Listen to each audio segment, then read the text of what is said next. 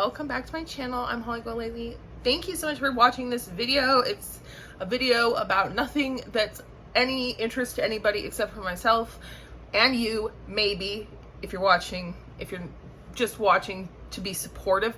Thank you too. I really appreciate that. Anyway, I'm talking this video about my favorite K-dramas that I watched in 2022.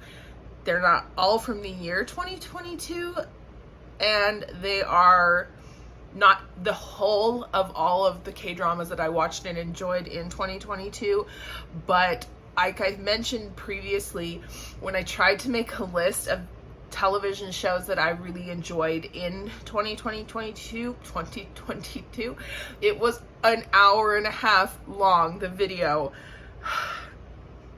So I decided to just narrow it down. We're doing just K-pop.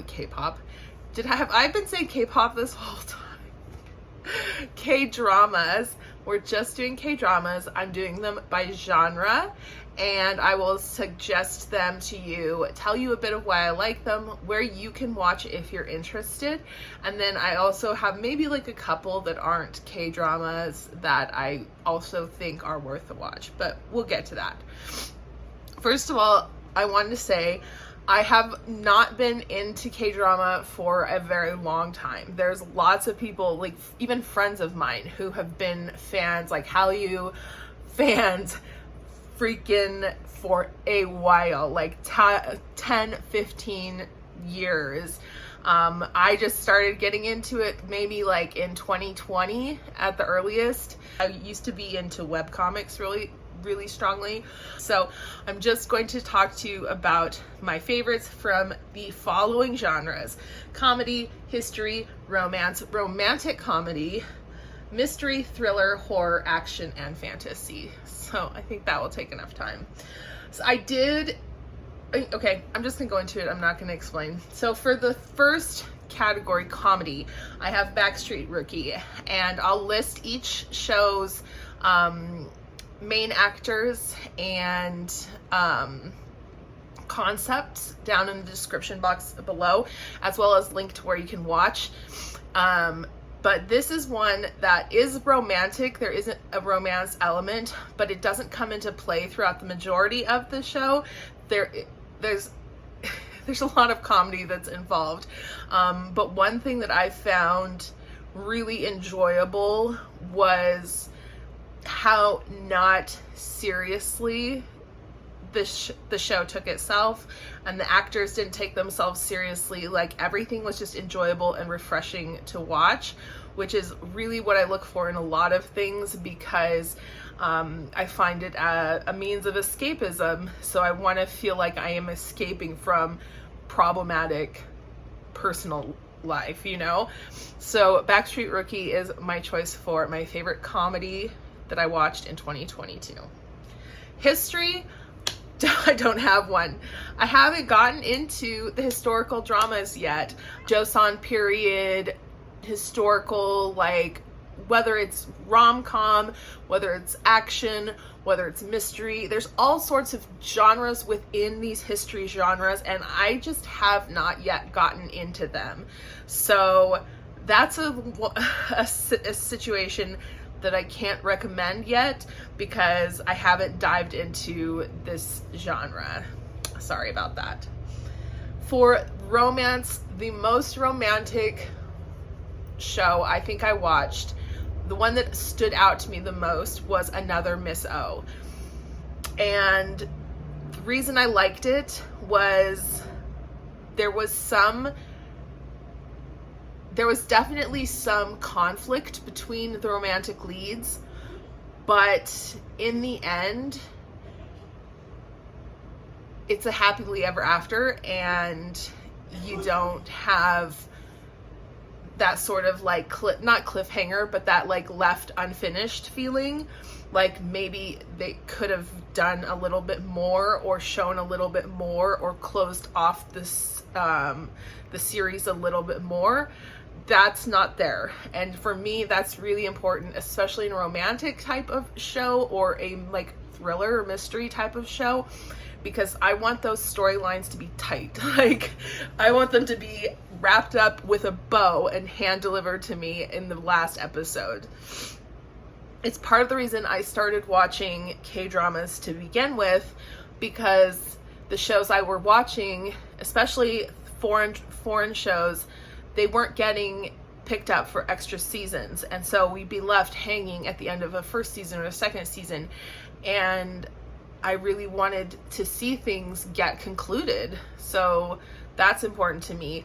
Another Miss O, I think it has so much romance too. It's like so sweet, and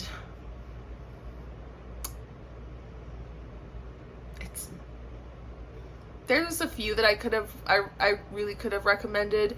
There were a few that really pulled my heartstrings, but that one I think was the most like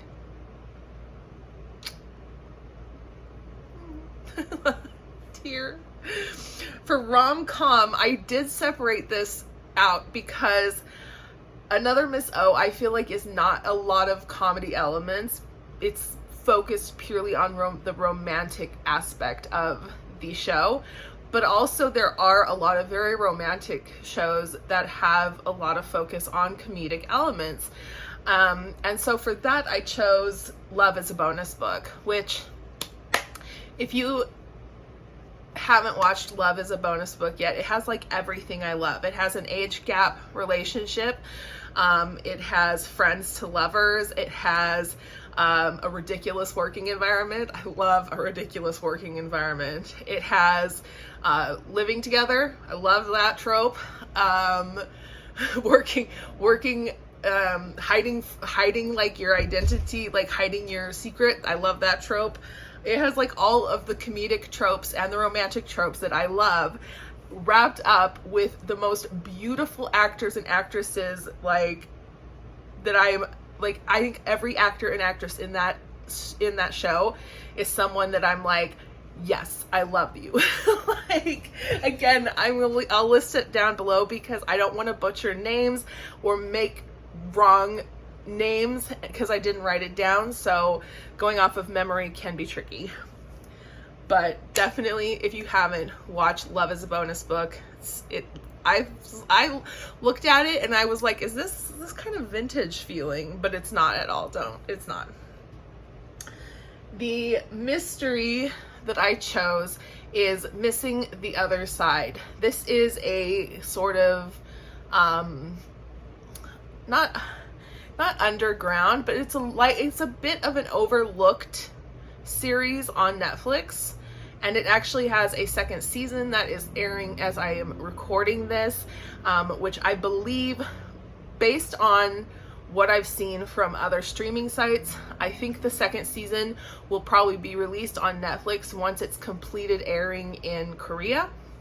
But this is a series that's, I put it under the mystery category because it is a mystery. There is a huge mystery going on, multi-layered, but it's so much, there's so many things that you could put this series under, and it's something that made me cry. Like, almost every episode I cried, like sadness, happiness, like anxious, like it was true escapism. It was real escapism at its finest. Highly recommend you go watch Missing the Other Side on Netflix before the second season is released, or after the second season is released. It's so worth it. It's really good, and I like the storyline and the concepts.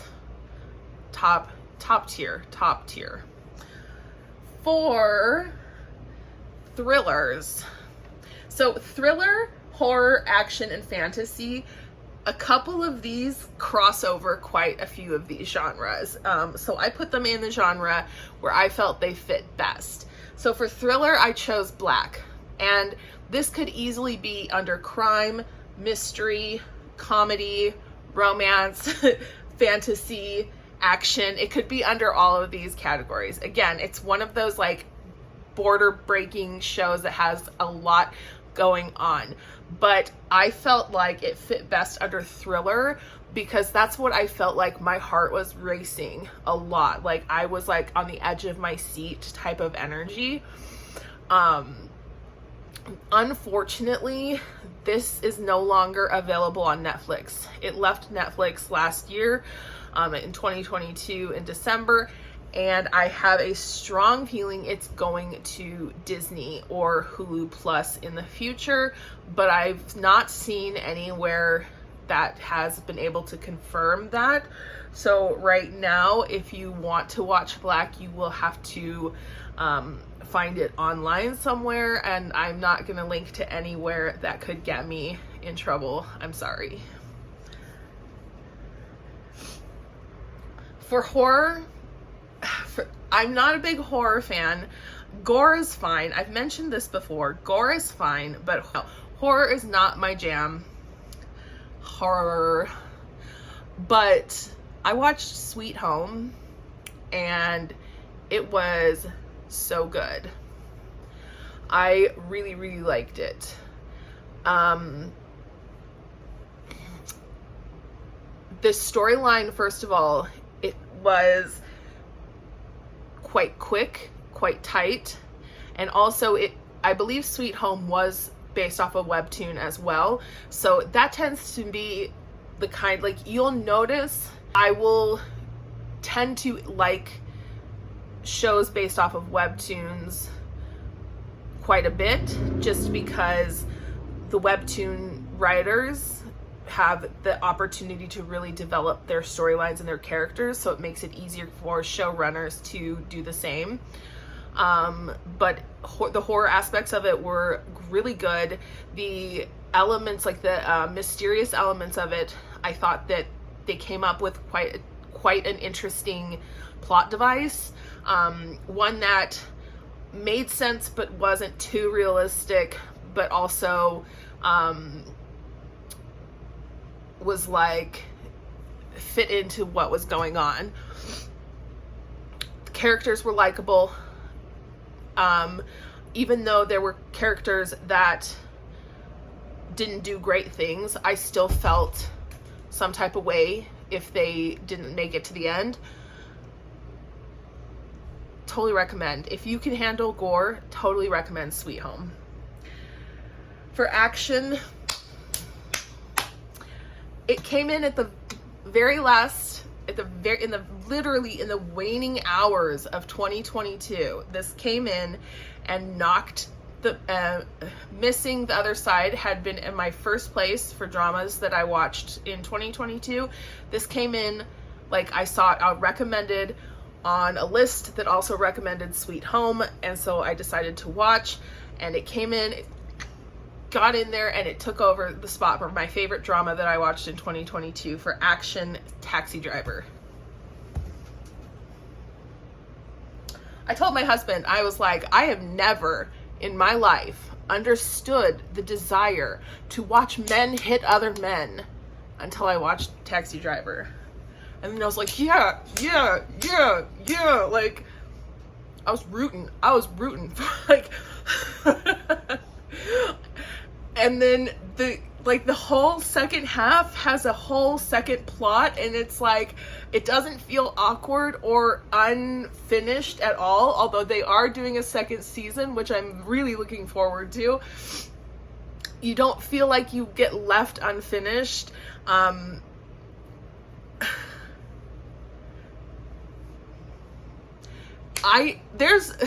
There is people being hit. There's like fighting and blood and, you know, the elements of action like that. It's not like gore though in a typical like monsters ripping your guts out. If you like action, if you like something like Fast and the Furious, freaking, you have to watch Taxi Driver. You don't have to understand a lot of what's going on to enjoy, but the plot is also extremely slick, very tight, very well written. It's just it's a good all-around show. It's really good. My favorite for 2022, Taxi Driver. For fantasy, I chose Doom at Your Service. I actually didn't watch a lot of fantasy shows. There's a lot of highly recommended ones that when I've tried to get started in them, I'm just kind of like, I don't know if I want to start this right now. I don't know if I'm ready to like invest myself in this right now. Like Goblin, I know, is one. There's another one that's like the Journey to the West, in the Korean one. I can't think of the name of it, and they're all like highly recommended, but it's like, there's intense, like there's a lot of plot lines going on. So I didn't watch a lot of fantasy, but come on. Doom at Your Service was cute. It was fluffy. There were some like darker elements going on, but my goodness, the concept of Doom and the concept of God or the creator, like I just thought they did it really well. And although it maybe isn't the most like believable or like makes the most sense in a bigger picture sort of way, in the context of the show, I really enjoyed it, and I thought that it did very well at making a reason for why things were happening. Definitely recommend. It's also a romance, and it has a happily ever after, so you don't get stuck thinking to yourself like, was this okay? Was that okay? How'd this go? Did it end okay? Because like Black has a similar kind of not storyline, characters similar, but if you Google it, you're gonna find a lot of contrasting opinions about the actual storyline and how it was ended and all sorts of stuff. And to each their own. I watched it, I think 3 times last year because I was so unsatisfied with the way that I was thinking about it. Like I just kept thinking over and over and over, wondering about things. So I watched it again and again until I had all my personal questions answered. But that doesn't mean that my answers will be your answers. I think that's part of enjoying something that is for entertainment, is that we can have different opinions about things. But Doom at Your Service does not have that like leftover lingering like what the heck kind of feeling, and that's great, because like I said, I don't always want that. Sometimes I just want to have all of my problems mentally pushed out the door and just checked out, watching something, totally being able to invest myself 100%. So those were my K-drama favorites. I also am going to add a couple of other favorites. J-drama. J-dramas are weird. Coming from a person who used to be a total weeaboo. Like, I have a manga collection. I have animes on disc. Like, J-dramas are weird. But there's one on Netflix called First Love / Hatsukoi, and it is so sweet. So sweet. It's a crier. I bawled my eyes out. It was actually written based on the lyrics of Utada Hikaru, her 2 songs called First Love and Hatsukoi. And, you know, I feel like I just spoiled it.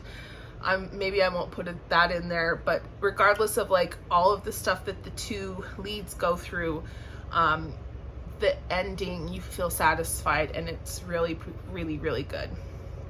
And then movies.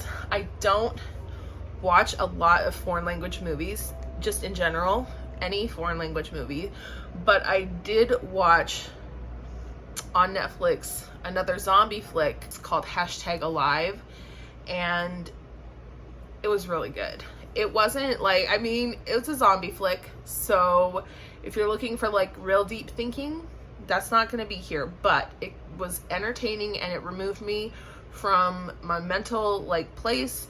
That's what I'm looking for, like I've already mentioned.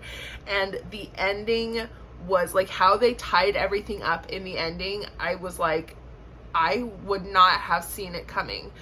they managed to convince me that a certain thing was going to happen and then totally turn tail and another thing happened.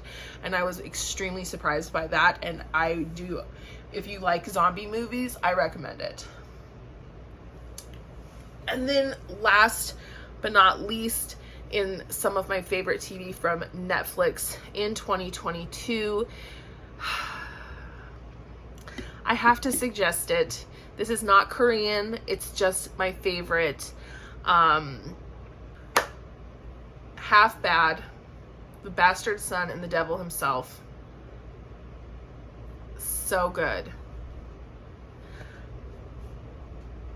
The books that this was based on, I looked them up and there's like mediocre reviews, so I'm not sure how it managed to get a television show or like a Netflix series deal, but I'm glad that it did. And I really hope that the Netflix series removes if they continue, if they have a second season, they remove some of the parts of the books that were causing people to be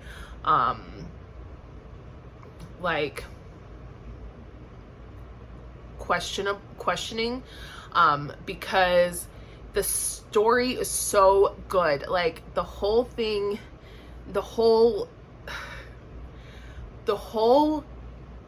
plot line, the way it came together was so good. I was just like, even if there's not a second season, the ending was tight, and I was just like, I watched it all. I watched it, like, I started at like 8 p.m. and 8 a.m. the next morning, I was like tweeting about it, because I was like, I binge watched that. Like, I have not binged, I don't think I binged watched anything else except for that and Black in that way. No, I did binge watch Taxi Driver like that too, but so good. And if you don't like LGBTQ, if you don't like gore, if you don't like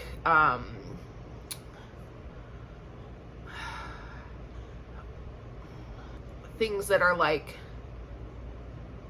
DEMON worship type of situation, I can understand why you wouldn't want to watch, but I really wish you would, because I think it's really worth it. It's really good. It's really, really good. They did get some hate on the name and had to change it. That's okay. Anyway, that's it. Okay, I'm done rambling on. I hope that you enjoyed. If you want to watch any of these and then talk to me about them, please do. You don't even have to do it in a comment here. You can email me, or you can find me on Instagram and just send me a message. I'd love to talk to people about some of my favorites. So please, if you feel compelled to watch any of these, tell me what you think. Or if you already have, tell me what you think. I'd love to hear it. Thank you so much for watching. I cannot tell you how much it means to me that if you are here and you watched this whole thing, you sat through all of that and you're still here. Thank you, thank you, thank you. I really appreciate it. You mean the most to me. You really do. Thank you. With that, I bid you adieu, and I'll see you on the next one. Bye. I fall into